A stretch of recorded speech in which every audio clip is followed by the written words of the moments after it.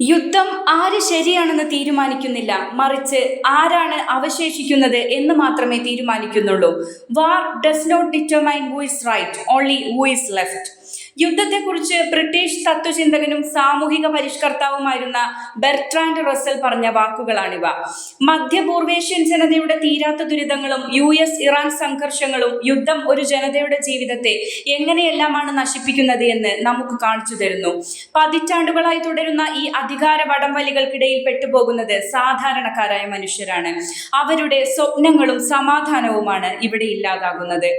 അമേരിക്കയുടെ ഉപരോധങ്ങളും ഇറാന്റെ രാഷ്ട്രീയ നിലപാടുകളും തമ്മിലുള്ള പോരാട്ടം വെറും സൈനിക നീക്കങ്ങളിൽ ഒതുങ്ങുന്നില്ല. അത് ഇരു രാജ്യങ്ങളിലെയും ജനജീവിതത്തിന്റെ സകല മേഖലകളെയുമാണ് ബാധിക്കുന്നത്. അവരുടെ അടുക്കള മുതൽ ആരോഗ്യ മേഖല വരെ ഇവിടെ തകർന്നടിയുന്നു. ഉപരോധങ്ങൾ മൂലം മരുന്നുകൾക്കും അവശ്യ സാധനങ്ങൾക്കും വിലക്കയറ്റം ഉണ്ടാകുമ്പോൾ ഒരു നേരത്തെ ആഹാരത്തിനായി നെട്ടോട്ടമോടുന്ന കുഞ്ഞുങ്ങളും വയോധികരും ആധുനിക ലോകത്തിന് മുന്നിലെ നൊമ്പര കാഴ്ചയാണ്.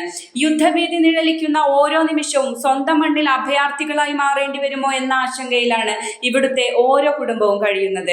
രാഷ്ട്രീയ ലാഭങ്ങൾക്കായി വൻ ശക്തികൾ ചതുരംഗം കളിക്കുമ്പോൾ തകർന്നു പോകുന്നത് ഒരു ജനതയുടെ സംസ്കാരവും ഭാവിയുമാണ്.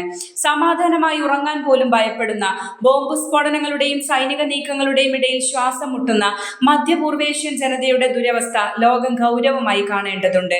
മനുഷ്യത്വത്തെക്കാൾ വലിയ രാഷ്ട്രീയമില്ലെന്ന് തിരിച്ചറിയുന്ന ഒരു കാലത്തിനു വേണ്ടി നിസ്സഹായതയോടെ കാത്തിരിക്കുകയാണ് ഈ പീഡിത ജനത.